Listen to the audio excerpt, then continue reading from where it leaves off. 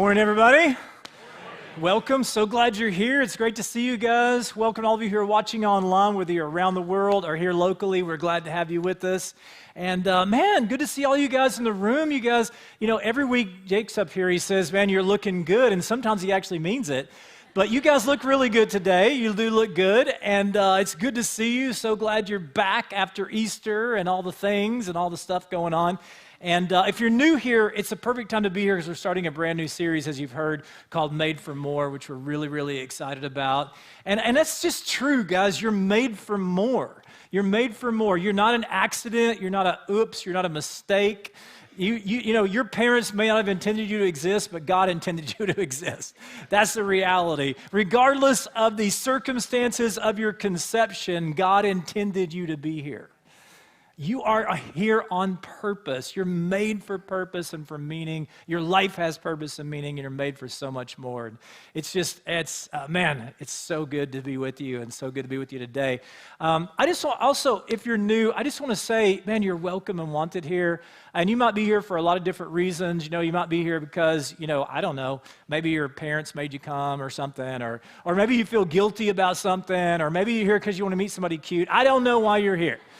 But regardless of why you're here, you're welcome here, you're wanted here, and regardless of what your story is, you're welcome and wanted here. And if you're the person who's thinking, well, if you knew me, you wouldn't be saying that, you're exactly who I'm talking to. And you are welcome and wanted. And so do me a favor, if you're watching online with some people or you're here in the room, we want everybody to feel welcome. So lean over to one or two people and tell them, hey, I'm really glad you're here, and try to say it like you mean it. If you're watching online alone, I'm really glad you're here. Thank you so much for coming. You are welcome. All right, well, the title of today's message is, Why Am I Here? Everybody say, why am I here? Why am I here? It's a great question, isn't it? I mean, it's a really, really good question. In fact, philosophers tell us that it's one of the three questions of existence. Like there's these three primary questions of existence for us as human beings. One of them is, let's put them on the screen, one of them is, why am I here, which we're talking about with the title of today's message. Another one is, does my life have meaning? In other words, do I even matter? That's such an important question. And the last one is, what is my purpose? These are the three questions of existence, and we're going to be talking about these questions throughout this series because these are so important for us to start to get handles for in our lives. Even if maybe when you were younger, you had a sense of purpose and meaning to your life, and then things change. You know what I mean? Life transitions. Does anybody notice that? Life transitions, life changes, and situations change, and your purpose has to change with that. You don't get this purpose at 8 years old and that's going to be my purpose the rest of my life, to eat candy. It's going to be awesome. That's not how it works. There's different seasons of life that we go through, and as we go into these different seasons, we got to recalibrate and go, okay, now what is my purpose in this season? What am I called to now? What is this about? What is this season of my life really about, and the meaning for that? And that's really, really important, and those questions are important because if I'm really honest with you guys, which I try to be always, as Americans, as North Americans, we have a great economy in many ways, and we have a great country and all these things and wonderful things, but we're really not living very well. I mean, I'm not talking about the outward stuff. I'm talking about the inward stuff. We're struggling as a culture. Let me just give you a few stats to help you in case you're wrestling with that. 59% of Americans in a recent poll in December of 2023 said they are more pessimistic than optimistic about their lives. That's the highest that number has been since that survey started. This next one won't surprise you. 32% of Americans are dealing with anxiety and depression. Some of you are like, well, that's depressing. But the third one is, this one makes me sad. In 2022, more than 200,000 people in our country died from alcohol, drugs, or suicide. That's a lot of people. That's equivalent to a Boeing 747 falling out of the sky, which doesn't seem that unusual anymore. But anyway, a Boeing 747 falling out of the sky every day for a year with no survivors. We're not living that well.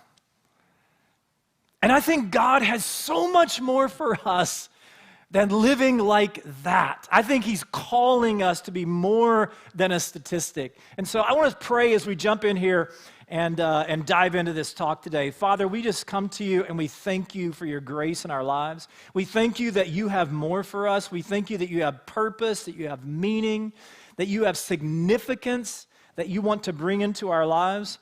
And God, you have direction and focus for our lives in this season. We're not talking about the last season, we're talking about this season. And we ask that you would begin to show us those things that we can't see for ourselves. Help us to see. God, give us eyes to see, give us ears to hear. Give us hearts that are open to you and feet that are eager to move in response to you. In Jesus' strong, life-changing name, amen. So if you think about life and the way that people live life, you can kind of break it down into three basic ways that people live. And there's nuances within that, and there's crossover and all the things. But if you just kind of break it down into three ways to live, there's these three basic ways of doing life: striving, surviving, and thriving. Striving, surviving, thriving. How many of you are like me and you'd rather be thriving than striving or surviving? Anybody with me on that one? Absolutely. And so I'm just going to talk about those as a way of introducing this series today. I just want to unpack these different ways that we can live, and we're going to get to the last one, which is thriving, which is what I believe and where I believe God is calling us to live and wanting us to live in our day. So surviving. I don't know if you notice anybody just striving. You know anybody trying to strive in their lives? I mean, there's a lot of striving out there, isn't there? Like people are striving to get more and to do more and to accomplish more, and I'm striving to make more of myself and striving to make the world work for me, and I'm going after this and running after that, and we're striving for all these things. We're running after these things, and as a result, we get super, super busy, and we're constantly doing so much that we can't focus on what we're actually doing in the moment. Like, have you ever been driving down the road and you notice that somebody's driving and they have no idea there's anybody else on the road with them? Anybody ever seen that? Yeah. Like you've seen that, haven't you? Like people, I've seen people putting their makeup on, of course texting. I've seen people typing on their computers while they're driving down the road. I actually saw this one guy one day. He was full on flossing his teeth in the rearview mirror with the string, not the toothpick kind, the string kind, two hands, flossing his teeth in the mirror. We're driving 70 miles an hour down the road, and I guess he was driving with his knees. I'm like, what are you doing, dude? You're about to kill us all to floss your teeth. But we're striving so hard, we're running so fast, we're running after all these things, and we're so busy and so consumed with life. And it's always, I gotta have more, I gotta get more. I got to get the next thing. I got to go after the next position, the possessions, the power, which is really about control. I got to have the popularity. I got the most followers of anybody. I'm striving for all these things. Have you ever been in a relationship with somebody, and every time you're with them, they spend the whole time talking about themselves? Don't elbow anybody. Don't elbow anybody. It's just a thing, isn't it? Like you get in these conversations with people and they're talking about themselves. It's not really a relationship, is it? It's a monologue. It's not a relationship. And what's happening there? They're striving for attention, striving for value, striving for self-worth.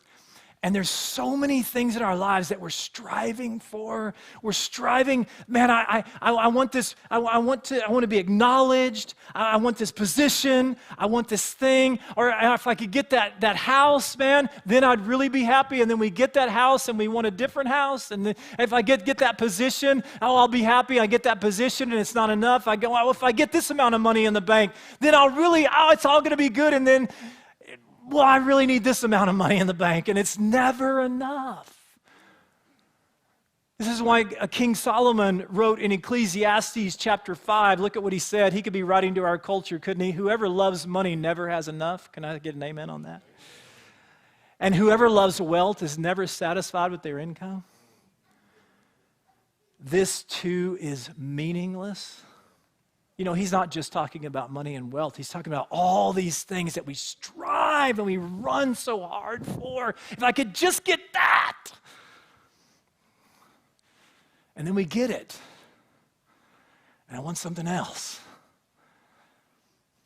And we strive.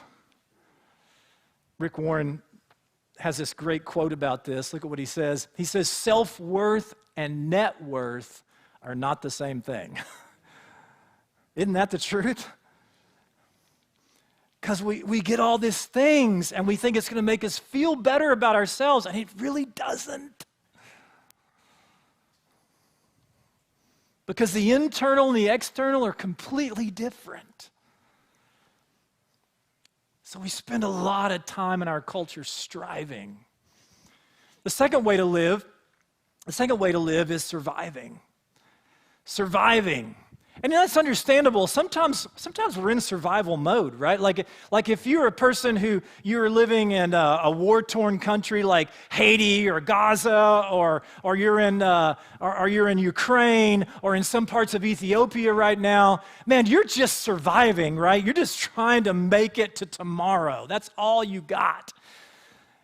And sometimes we're in that in life. Like some of you might have grown up in a family where you just had to survive. Like your parents were abusive or neglectful or they were addicted. And so you're constantly just trying to survive, trying to make it through life. And you're trying to cover for them and cover for yourself and all the things and do the deal. Or sometimes we have trauma in our lives, like a death of a loved one, or we have a medical thing that's going on, and it's really crazy, and we're just in survival mode. And that is understandable and okay. It really, sometimes you just got to survive, right? I just got to survive right now. The problem is that oftentimes we stay in survival mode in our lives.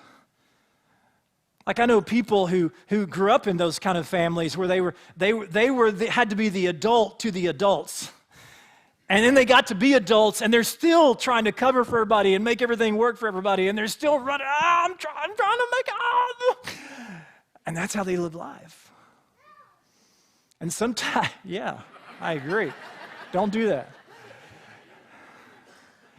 But that's what happens when we get in survival mode, is we tend to stay in survival mode.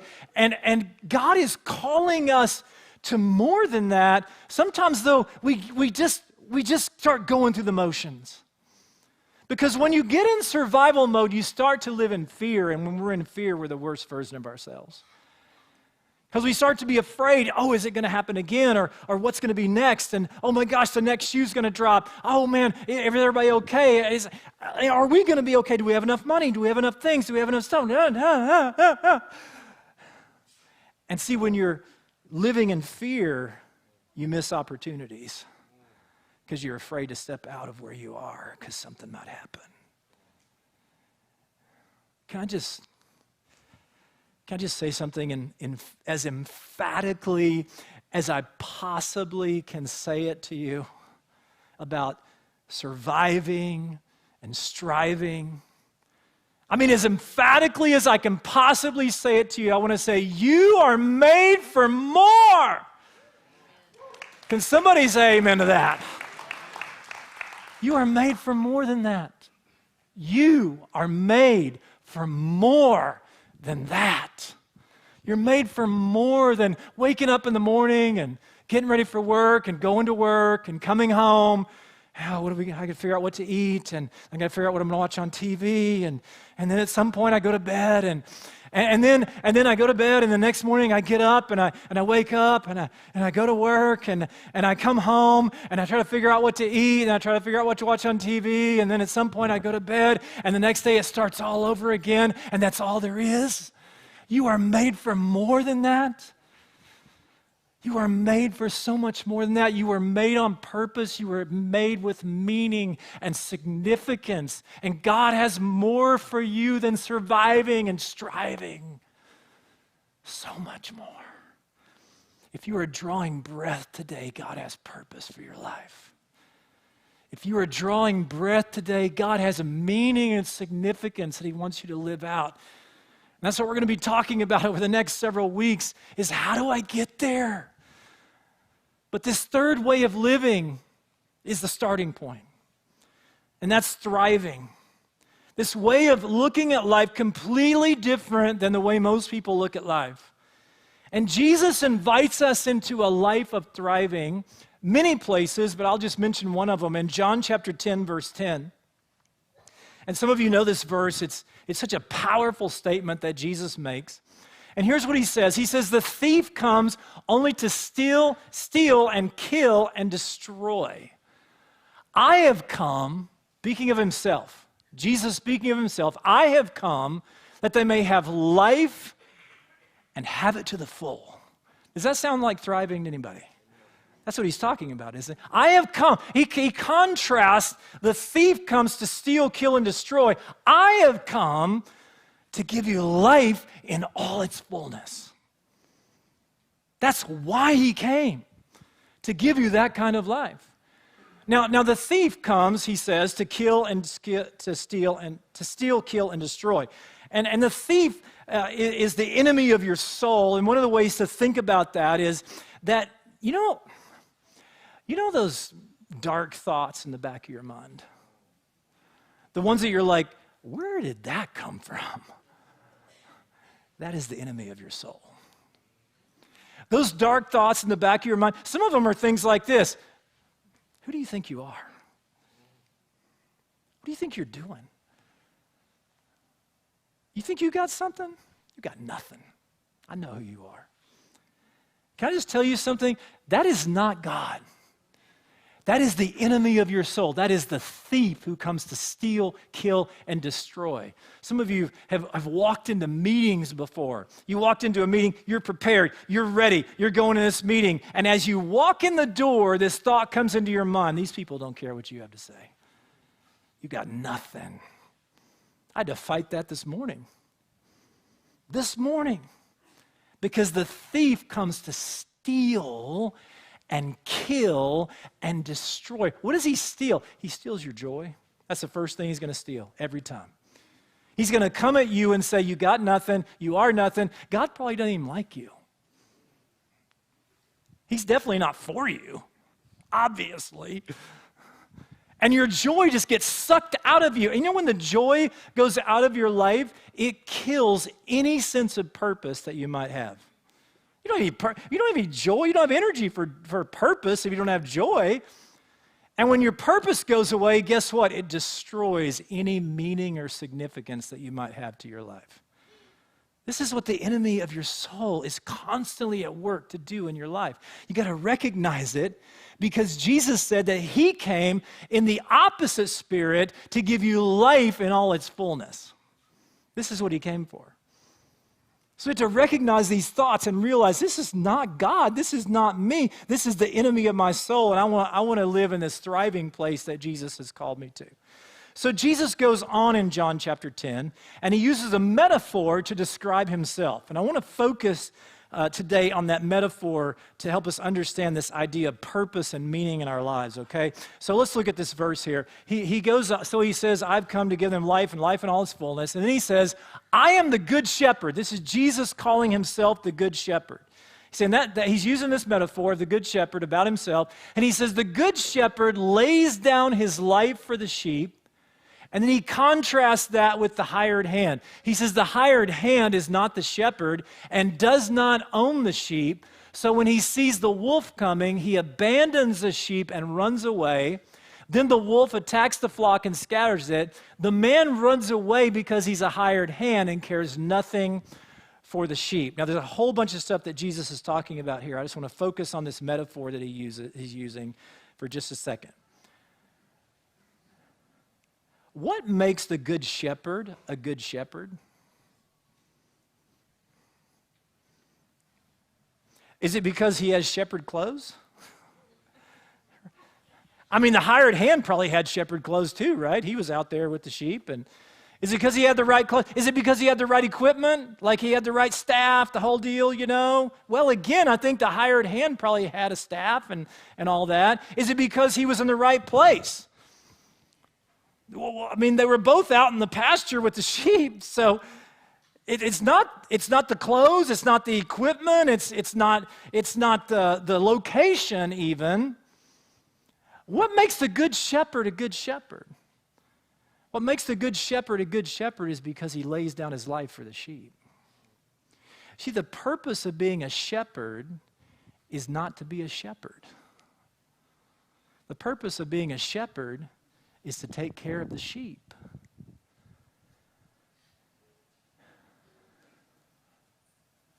Some of you are like, what is he talking about? Your purpose is not about you. This is what blows people's minds about all this, because if you read self-help books, they will tell you it's all about you. Like if you want to find meaning for your life, look inside. And that's somewhat helpful. I mean, there's helpful things about that, but you will never find true meaning and purpose for your life by looking at yourself. You'll find purpose and meaning for your life by looking beyond yourself. That's why for many of you who are parents, one of the greatest days in your life is the day you became a parent. I know it was for me. It's one of the greatest days of my life. You know why? Because before that, I was a pretty selfish, arrogant punk. Some people knew me. I was so selfish and arrogant. And my life was about me. And in an instant, I mean, bam, instantaneously, my son popped out, and I was like, whoa, this isn't about me anymore. This is about somebody beyond me. And literally, in a second, the meaning quotient in my life went, the significance, the feeling of purpose for my life just took off. It's purpose and meaning doesn't come from you. It comes from God who made you. See, you'll never find purpose and meaning by looking inward, because you didn't make you. God made you. He made you to live on purpose by making a difference in the lives of those around you. You know, when I was a kid, I grew up in a little farming community. Little bitty farming community, and my dad was a farmer, and we did the whole thing, and my mom was a nurse, and she was the only nurse I knew in our little area there, and a good thing too, because my sister was severely disabled her whole life, and so mom was able to take care of her, and a bunch of other people too, and all that. But here's the thing about living in that little community that we lived in. There weren't very many people, and my mom was the only nurse, and this was before 911. I know, I'm ancient. Before 911. So you couldn't call 911 and get medical services. So our phone number, 442-2158, when I was growing up, we didn't need area codes back then. Anyway, so our phone number was kind of the 911 for that area. And some of you guys know Linda Caballero, and she's actually here today. Mike and Linda, they were part of our original launch team that started New Hope 25 years ago. They're still here. They're still serving people and leading a life group to this day. And guys, that's amazing, isn't it? So if your life has been impacted here, they're part of the reason for that. Anyway, so I was growing up in this little farming community, and Linda's grandfather, Mr. Kraft, I have no idea what his first name was, because to me he was just Mr. Kraft. Anyway, he had these heart issues, and so every once in a while we'd get a phone call, and Mom would be on the phone, you know, and she'd be like, "Yeah, real serious," and she'd be like, okay, I'll be there in a minute. She would hang up, and she would look at me, and she would say, "Keith, grab the oxygen bottle. Mr. Kraft's had a spell. Let's go."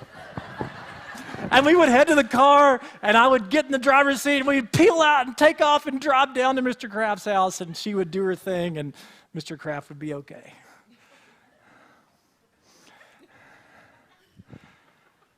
Is the purpose of being a nurse to be a nurse? To wear a white outfit like you used to wear? Nope. Is the purpose of being a nurse so you can tell people you're a nurse? No, the purpose of being a nurse is to take care of people.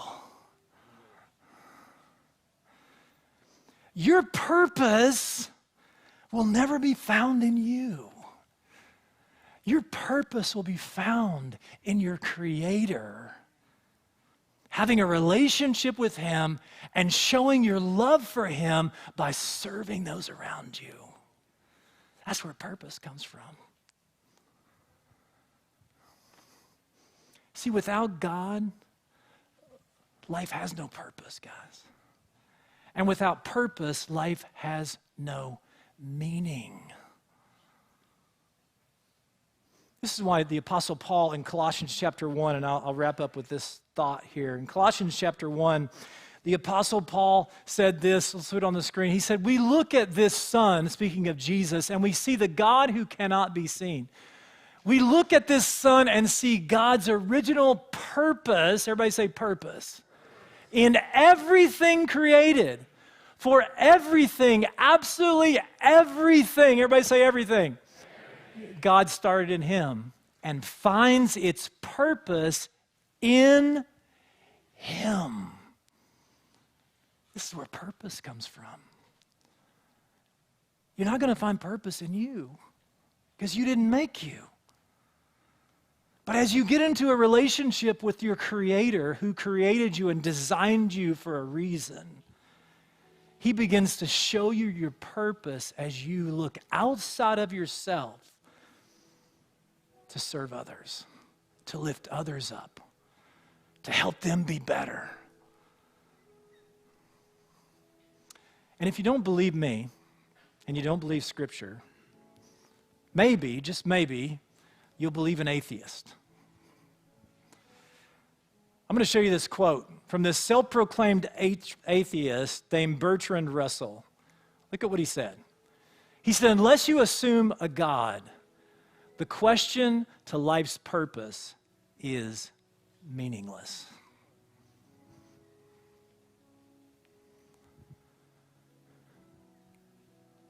You, my friends, are made for more. You're made on purpose. And God has so much more for you than what you've experienced so far. If you are drawing breath today, God has purpose for your life. He's not done. He's not finished with you yet. There is more. It might be a new season. It might be a transition. It might look way different than it used to look in the past. In fact, it probably will. But there's more. And there's purpose. And there's meaning. And there's significance for you. Let's pray. Father, thank you so much that you never leave us and you never forsake us. Thank you that you have purpose and meaning in mind for every single one of our lives. You have more for every one of us. Everybody watching online, everybody here in the room, everybody who will listen to this later at some other time. God, you have more in mind for our lives. Can I just encourage you, again, whether you're online or here in the room, if you realize, man, if you're like, man, I want more. I want to be more clear about my purpose. I want more meaning. I want more significance. Can I just encourage you just to open your hands right where you are right now? If you're driving, don't do that. But if you're everybody else, open your hands as a sign of opening your heart. I encourage you to close your eyes, and the only reason we do that, it's not some magic trick. It's just because when we close our eyes, it helps us to just focus on God and ourselves. This isn't about anybody else but you. You and Him. And Father, we come before you with open hands and open hearts. And we ask you for the more that you have in your heart and your mind for us. I just encourage you to make that really personal right now. God, would you begin to show me, just ask Him, God, would you begin to show me the more that you have in mind for me? Help me begin to see the purpose and meaning that you have for me that's beyond myself.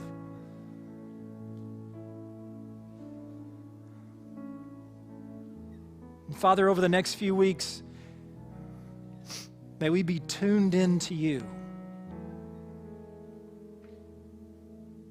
Help us to get our eyes off ourselves. Help Help us to see beyond ourselves.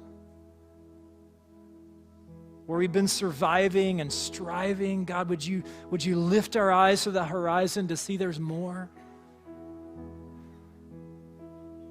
And for anybody who's hearing my voice right now and you realize, man, I don't even have a relationship with God, can I just encourage you to just invite him into your life right now? Again, he made you. He can hear you. Just tell him in your own heart and mind, Jesus, I need you.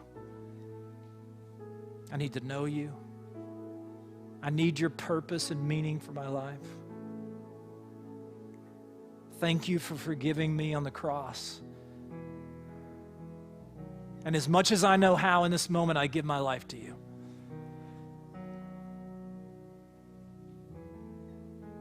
And God, we thank you that you're a good Father and you invite all of us into relationship with you. In Jesus' strong, life-changing name, amen. Thanks for joining us today. If you are looking for ways to serve here at New Hope, join our First Impressions team and help cover ushers, kids check-in, connection desk, and more. Just email your name and phone number to volunteer@newhopechristian.org and we will help you get connected. Also, if New Hope has impacted your life in any way and you would like to partner with us, you can go to our website at newhopechristian.org and click the Giving tab. Have a great day.